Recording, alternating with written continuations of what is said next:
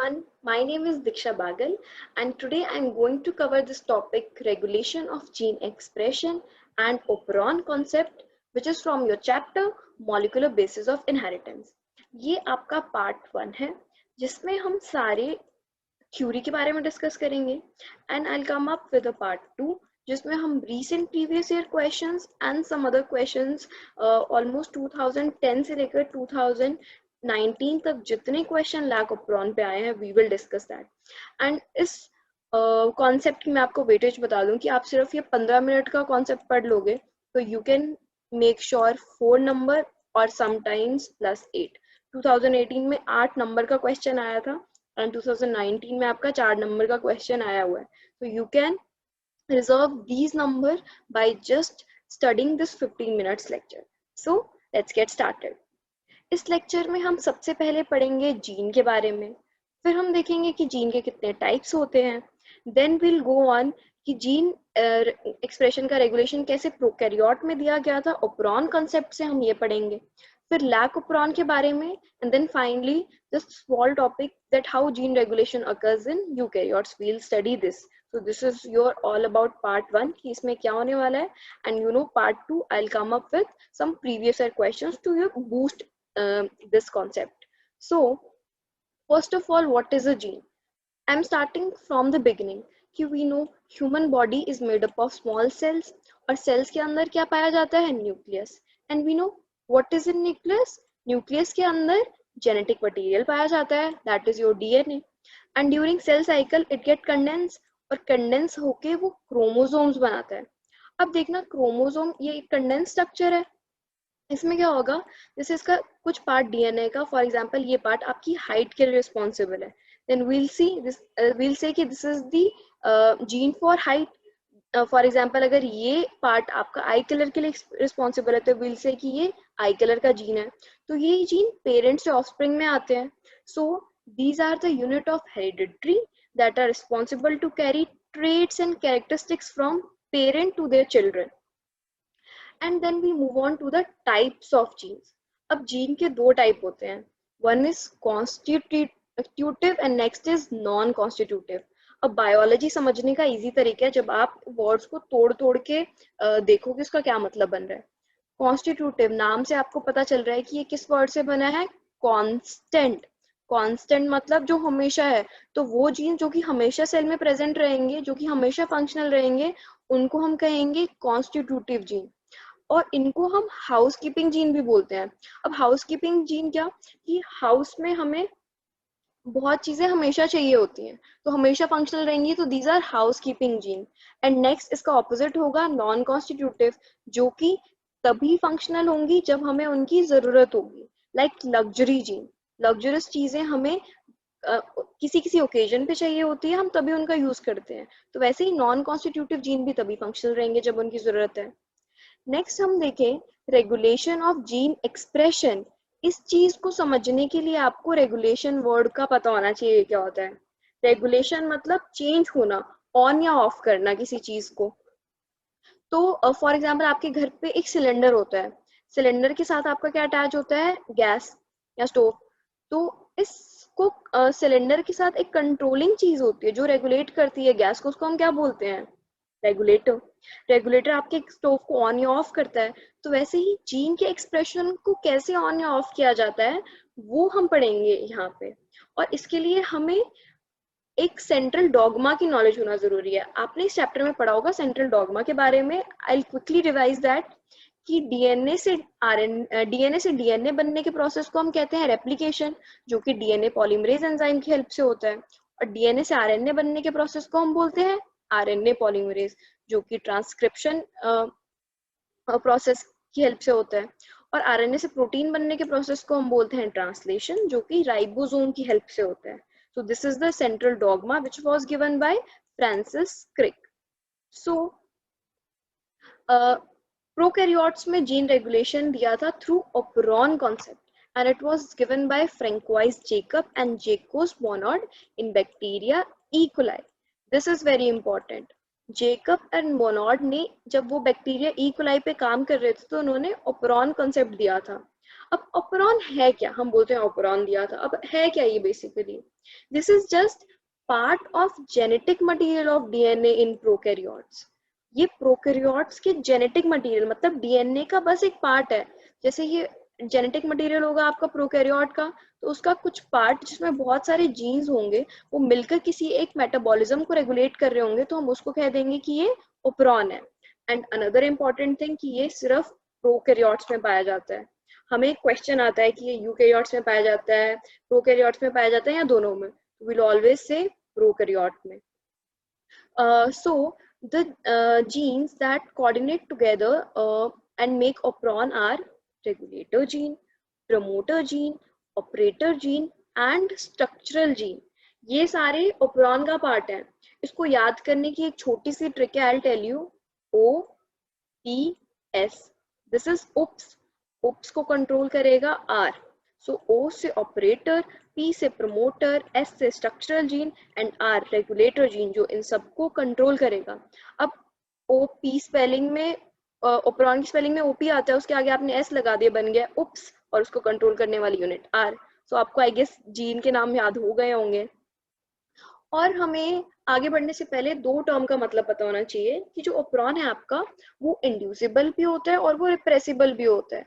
Inducible, नाम पे जाओ, जो किसी चीज को इंड्यूस कर रहा है, मतलब presence of a substrate induces the gene activity. For example this is your operon और यहाँ पे एक सबस्ट्रेट है, तो क्या होगा, उसकी एक्टिविटी की वजह से ये जीन एक्टिव रहेगा. लाइक लैक ओपरॉन, अगर लैक्टोज प्रेजेंट है तो आपका लैकोप्रोन ऑन है, अगर लैक्टोज एब्सेंट है तो आपका लैकोप्रोन ऑन नहीं होगा. And next term is repressible. अब रिप्रेसिबल इसका ऑपोजिट, जिसमें एक सबस्ट्रेट जब प्रेजेंट होगा तो जीन की एक्टिविटी सप्रेस होगी.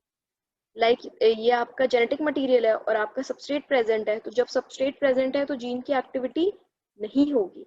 तो इसको हम कहते हैं इसकी एग्जांपल है ट्रिप्टोफैनोप्रोन, जो कि ट्रिप्टोफैन जब प्रेजेंट होगा तो ये नहीं होगा और ट्रिप्टोफैन एब्सेंट होगा तो ये एक्टिव होगा. So now let's move on to the most important, lac-operon. Lac-operon, lac stands for lactose, तो ये लैक्टोज के मेटाबॉलिज्म से रिलेटेड है. अब आप एक चीज ध्यान से समझो, ये कॉन्सेप्ट क्या है कि फॉर एग्जांपल ये आपका बैक्टीरिया है. बैक्टीरिया के लिए जो प्रेफरेबल फूड होता है वो होता है ग्लूकोज. तो आप समझ लो कि जैसे आपको पका हुआ खाना पसंद है तो वैसे ही बैक्टीरिया को ग्लूकोज पसंद है. तो आप कच्चा खाना जब आपको मिलेगा तो आप उसको पकाओगे ना, तो वैसे ही बैक्टीरिया के पास जब ग्लूकोज नहीं प्रेजेंट होगा, जब लैक्टोज प्रेजेंट होगा, तो क्या करेगा वो कैसे उसको ग्लूकोज में कन्वर्ट करेगा, वो बीटा गैल, एक एंजाइम है बीटा गैलेक्टोसाइडेज, जिसकी हेल्प से ग्लूकोज और गैलेक्टोज में लैक्टोज को कन्वर्ट कर देगा और ग्लूकोज को कंज्यूम कर देगा. तो यही लैक्टोज मेटाबॉलिज्म में होता है. So lactose is a disaccharide. Disaccharide मतलब दो शुगर से मिलकर बना हुआ है. तो वो दो शुगर क्या है, ग्लूकोज और गैलेक्टोज. ये भी बहुत बार क्वेश्चन पूछा जाता है कि लैक्टोज के बताओ किस दो शुगर से मिलकर बना होता है, उसके नाम आपको पता होना चाहिए. One is glucose and another is galactose, और ये डाइसैकेराइड है. So lactose act as a substrate for beta galactosidase. ये हमने पढ़ा कि लैक्टोज एक सबस्ट्रेट की तरह काम करेगा जिसमें बीटा गैलेक्टोसाइडेज एक्ट करेगा और उसको तोड़ देगा वो ग्लूकोज गैलेक्टोज में. And this lactose regulate switching on end of of the operon. अब ये जो लैक्टोज होगा ये रेगुलेट करने में हेल्प करेगा. जैसे लैक्टोज प्रेजेंट है तो भी तो बीटा गैलेक्टोज बनना चाहिए, तो लैक्टोज होगा तो स्विच ऑन होगा और लैक्टोज नहीं है तो स्विच ऑफ होगा इस ऑपरॉन का. एंड ई कोलाई में ये देखा गया है कि breakdown of lactose require 3 enzyme that are synthesized together in a coordinated manner by functional unit of DNA, that is lac-operon. E coli में 3 एंजाइम बनते हैं जो कि कोऑर्डिनेटेड मैनर में बनाए जाते हैं लैकोप्रोन के थ्रू, जो लैक्टोज मेटाबॉलिज्म में हेल्प करते हैं. अब ये इन तीनों एंजाइम के बारे में पढ़ते हैं. अब लैकोप्रोन के आप जीन्स को देखो. मैंने ओपरॉन के जीन्स कौन कौन से बताए थे आपको, ओ ई एस, ओप्स जिसको कन्वर्ट कर रहा था आर. तो ओ से ऑपरेटर, पी से प्रमोटर, ऐसे स्ट्रक्चरल. तो अभी हम पहले स्ट्रक्चरल जीन की बात करेंगे. हमेशा याद रखना ओपरॉन में 3 स्ट्रक्चरल जीन होते हैं। कितने होते हैं? 3। और इनका नाम होता है Z gene, Y gene, A gene. Z Y A, what? Z Y and A. Lac Z जो है वो कोड करता है बीटा गैलेक्टोसाइडेज को। बीटा गैलेक्टोसाइडेज एक एंजाइम है जो कि लैक्टोज को कन्वर्ट करता है ग्लूकोज और गैलेक्टोज में, ये मैंने आपको बताया। तो जेड जीन बीटा गैल बनाएगा। Next lac Y. Lac Y क्या करेगा? लैक वाई परमिएज को बनाएगा। परमिएज एक एंजाइम है जो कि बीटा गैलेक्टोसाइडेज की परमिएबिलिटी को बढ़ाता है सेल में, कि परमिएज बनेगा तो बीटा गैलेक्टोसाइडेज ज्यादा से ज्यादा एंटर होगा सेल में। परमिएज परमिएबिलिटी से रिलेटेड है। एंड नेक्स्ट ए बनाएगा ट्रांस एसिटाइलेज। ट्रांस एसिटाइलेज आप देखो तो ट्रांस मींस ट्रांसफर और एसिटाइलेज एसिटाइल से बना हुआ है। तो ट्रांस एसिटाइलेज एंजाइम क्या करेगा? ट्रांसफर करेगा एसिटाइल ग्रुप को बीटा गैलेक्टोसाइडेज पे। ओके। और ए से एसिटाइलेज आप ये याद रख सकते हो। अब इनको याद करने का मैं आपको एक ट्रिक बताती हूँ, आपको ये 2 मिनट में अभी याद हो जाएगा। और आप ये वीडियो पॉज करके जरा ये सब चीजें पढ़ लेना एक बारी। तो इसका ट्रिक है, जैसे आपके ये 3 जीन है, आप 3 जीन के नाम याद रखो, जेड वाई ए, जेड वाई ए, ये आपके स्ट्रक्चर जीन है। और हम बोलते हैं जी हमने पीपीटी बनाई है, तो इस फर्स्ट पी का आप कर दो बी, तो बीपीटी। तो यहाँ लिख दो B, this is P and this is T. So Z क्या बनाएगा? Beta galactosidase. वाई का बनाएगा परमिएज। एंड ए का बनाएगा ट्रांस एसिटाइलेज, या ए से एसिटाइलेज, ऐसे याद कर सकते हो। So Z Y A BPT. I hope you got this. So next we move on to the, क्या था हमारा? OPS, ओप्स, इसको कंट्रोल करता था R, रेगुलेटर जीन। ऐसा हमने पढ़ लिया। अब हम R पे आ रहे हैं। R है रेगुलेटर जीन, ये आपका ऑन या ऑफ करेगा। और ये क्या कोड करता है? लैकोप्रोन के केस में एक रिप्रेसर प्रोटीन को कोड करता है। रिप्रेसर प्रोटीन मतलब जो इसका ये रिप्रेसर प्रोटीन होगा वो इस प्रोसेस को, स्ट्रक्चरल जीन की जो ट्रांसक्रिप्शन होगी उसको रोक देगा, ये क्योंकि ये रिप्रेसर है। और ये सिंथेसाइज ये कॉन्स्टिट्यूटिव जीन है। कॉन्स्टिट्यूटिव जीन मतलब हमेशा कॉन्स्टेंटली बनेगा, अनलेस इसको कोई आके रोके, ये कॉन्स्टेंटली बनेगा। और ये किस जीन से बनेगा? आई जीन से। आई here stands for inhibitory, so ये आई जीन से बनेगा। और प्रोमोटर जीन, ट्रांसक्रिप्शन में हम पढ़ते हैं कि promoter is the site of attachment for RNA polymerase. तो प्रोमोटर पे आरएनए पॉलीमरेज आके बैठ जाएगा। अब ऑपरेटर जीन का क्या काम है? ऑपरेटर जीन पे क्या होगा? जो रेगुलेटर जीन का ये रिप्रेसर प्रोटीन है, अगर इसको कोई रोकने वाला नहीं है तो ये ऑपरेटर जीन पे बैठ जाएगा। ठीक है। अब देखो ये आपका आरएनए पॉलीमरेज है, इसके आगे एक हिंड्रेंस है ऑपरेटर जीन पे, जो कि है रिप्रेसर प्रोटीन की। तो ये आगे बढ़ नहीं पाएगा। अगर ये आगे बढ़ नहीं पाएगा तो आगे स्ट्रक्चरल जीन की ट्रांसक्रिप्शन नहीं होगी। और अगर ये ऑपरेटर जीन पे रिप्रेसर प्रोटीन नहीं है तो ये इजीली आगे मूव कर पाएगा। So this is your whole फंडा of lac operon. So let's move on. हाँ, पहले आपको ये चीज बहुत इंपॉर्टेंट है याद रखना कि लैकोप्रोन में ये क्वेश्चन आया जाता है, तो दिस इज इम्पोर्टेंट कि एक रेगुलेटरी जीन होता है, 3 स्ट्रक्चरल जीन होते हैं, एक प्रमोटर और एक ऑपरेटर जीन होते हैं। तो 3 स्ट्रक्चरल जीन होते हैं, याद रखना। सो फर्स्ट केस आप देखो कि जब लैक्टोज आपके बैक्टीरिया के पास है, जब लैक्टोज है तो देखो ये आपका आई इनहिबिटरी जीन था, जो हमारा रेगुलेटर जीन, ये रिप्रेसर एमआरएनए बनाता था जिससे एक रिप्रेसर प्रोटीन बनता था। अब लैक्टोज जो कि इंड्यूसर की तरह काम कर रहा है वो प्रेजेंट है, तो ये क्या करेगा? इस रिप्रेसर प्रोटीन पे अटैच हो जाएगा।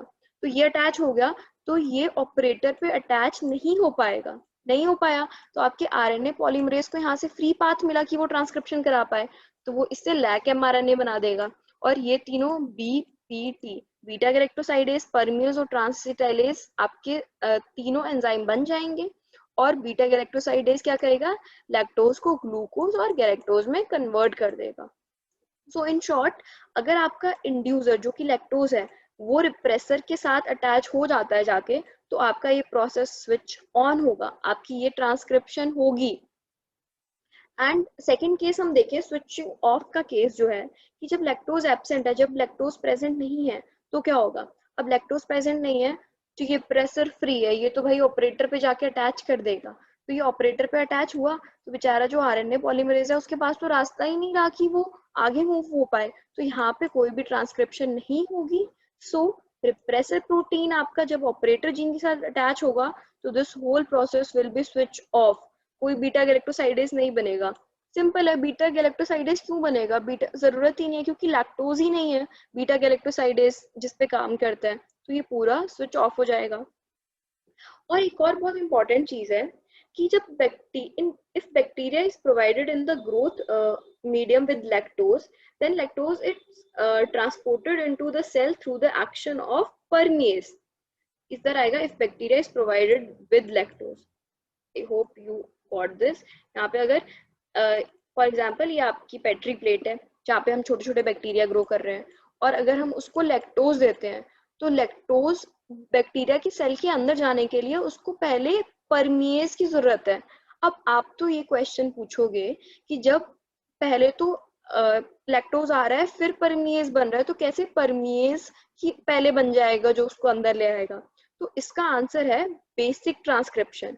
अब क्या होता है कि बेसिक ट्रांसक्रिप्शन मतलब जैसे आपका एक सेल है उसमें कुछ level low level of lac operon expression has to be present in the cell all the time, otherwise lactose can not enter in the cell. मतलब एक बेसिक ट्रांसक्रिप्शन होता रहेगा जिसमें आपका परमेस थोड़ा सा माइन्यूट लेवल में हमेशा प्रेजेंट रहेगा, जो कि सबसे पहले हेल्प करेगा कि लैक्टोज सेल के अंदर आ जाए। ओके, सो नेक्स्ट ये दो चीजें इंपॉर्टेंट है। व्हाट इज की लैक ओपरॉन एक इंड्यूसिबल सिस्टम है। इंड्यूसिबल सिस्टम मतलब कि इसको लैक्टोज जो है वो इंड्यूस करेगा ताकि एंजाइम्स बन पाए, और यहाँ पे रिप्रेसर जब होगा, ये रिप्रेसर रेगुलेट कर रहा है ना, तो इसको हम नेगेटिव रेगुलेशन बोलते हैं। What, inducible and negative regulation. पर लैक ओपरॉन में पॉजिटिव रेगुलेशन भी देखा जाता है। अब आपसे क्वेश्चन आएगा अगर कि रिप्रेसर की प्रेजेंस में क्या हो रहा है, तो आप लिखोगे नेगेटिव रेगुलेशन। पर अगर सिर्फ आया कि लैक ओपरॉन में नेगेटिव रेगुलेशन भी होता है पॉजिटिव रेगुलेशन भी होता है, तो this is true. Positive regulation भी स्पेशल केस में देखा जाता है which is not in our syllabus, but जब वो रेगुलेट हो रहा है रिप्रेसर से तो उसको हम कहते हैं नेगेटिव रेगुलेशन।